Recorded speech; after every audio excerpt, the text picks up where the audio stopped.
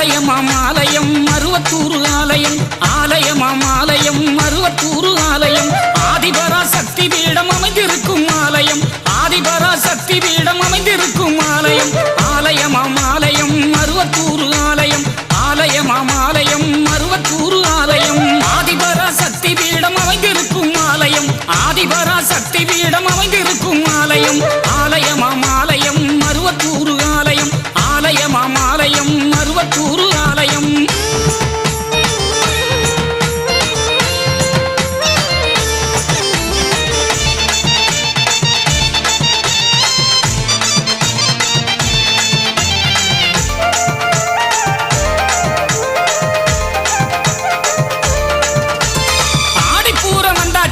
ஆனந்தமே வந்தாச்சு, ஆதிபரா சக்திக்கு தான் கஞ்சி காய்ச்சி ஊத்தியாச்சு.